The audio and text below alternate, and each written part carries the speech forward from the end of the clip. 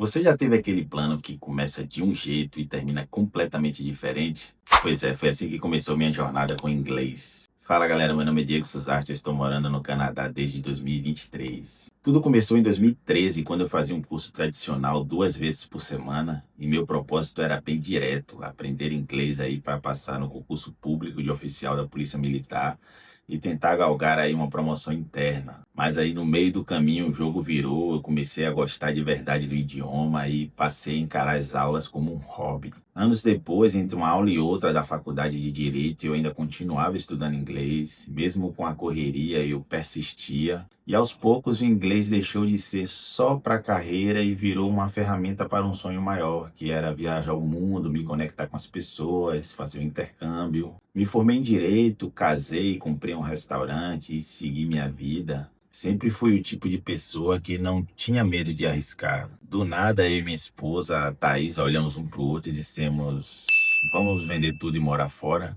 A gente já não estava tão satisfeito com a rotina, eu como policial, Thaís como enfermeira. Queríamos viver algo diferente, uma vida mais leve, com propósito, aventuras e descobertas. Primeiro pensamos em Portugal, falamos a mesma língua, o clima é bom, a comida é maravilhosa. Mas aí vieram as pesquisas sérias e descobrimos a realidade. Portugal tinha salários baixos, aluguéis altos e poucas oportunidades para quem iria começar do zero. Foi aí que surgiu o Canadá. E como aquele personagem que aparece no final do filme muda tudo, um país multicultural, com oportunidades, segurança, qualidade de vida. A escolha parecia perfeita e de fato era perfeita. Mas aí Thaís olha para mim e me questiona: como vamos para o Canadá se eu não sei falar inglês? Aí eu falei, pronto, missão dada, missão cumprida. Contratamos um professor particular e começamos a fazer aula 3 vezes por semana, tentando acelerar ao máximo o nosso processo de aprendizado do inglês. Eu falei, não, em um ano a gente consegue chegar lá e ter um nível pelo menos legal aí para você conseguir desenrolar quando estiver no Canadá. A partir daí, então, essas 3 aulas, assistimos muito vídeos de viagem no YouTube, podcasts em inglês o dia inteiro, até no carro, enquanto eu estava dirigindo, eu estava escutando. A gente sempre buscou aumentar nossa exposição no idioma. Eu lembro que eu comprei um Kindle para ler livros em inglês, porque o livro físico é muito caro. E ali eu comecei também a tentar ler o meu primeiro livro em inglês. E eu lembro que o primeiro livro foi um desafio muito grande, porque eu demorava muito tempo para concluir a primeira página. Eu sempre buscava traduzir, interpretar as expressões. Eu lembro que esse primeiro livro foi bem desanimador, mas eu percebi que quando eu cheguei já na metade do livro, eu já estava lendo um pouco mais rápido, porque as palavras se repetem, as expressões se repetem.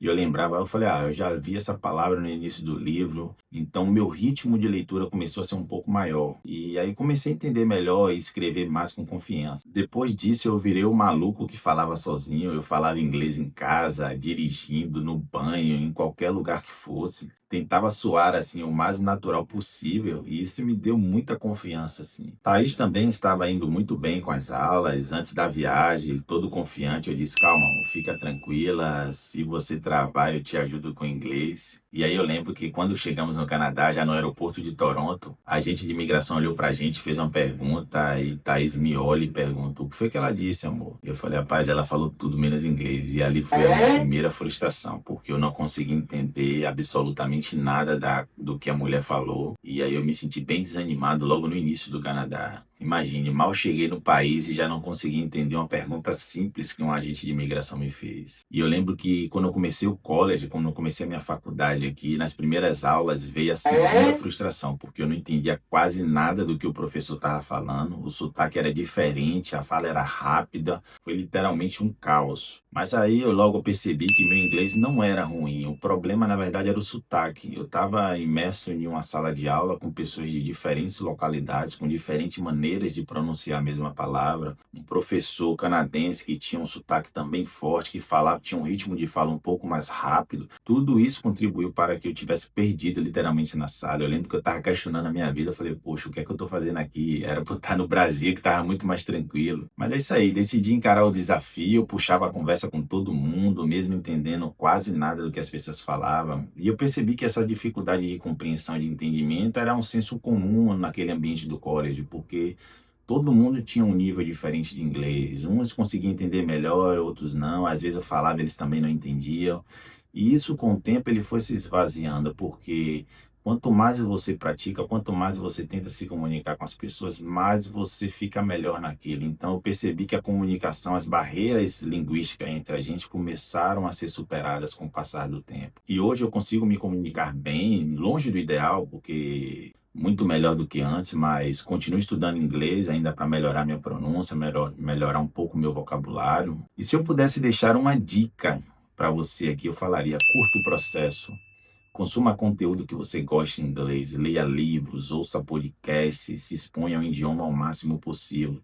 Faça do inglês um hobby, algo divertido. Eu sei que no começo ele é bem desafiador, mas tenha certeza que logo isso vai fazer sentido para você. Grande parte do aprendizado acontece sem que você perceba, porque estamos vivendo experiências. O inconsciente sempre está ativo, registrando sons, padrões, expressões e emoções. É assim que as crianças aprendem a falar. Elas observam, repetem, ouvem. O cérebro delas absorve tudo de forma natural. E com o tempo, o inconsciente transforma esse repertório em fala fluente. E o mesmo vale para adultos. Quando você se expõe ao idioma, quando você se expõe ao inglês, mesmo sem entender tudo, seu cérebro está captando o ritmo, a sonoridade, a lógica do idioma. Então, por isso, quanto mais contato real você tiver com o inglês, mais o inconsciente trabalha a seu favor. Até que falar se torne algo aí natural, como aconteceu quando você aprendeu a sua primeira língua, a sua língua nativa. E o mais importante, não tenha medo de errar. Eu erro direto e está tudo bem. Falar errado não tem problema, desde que você busque sempre aprimorar, busque sempre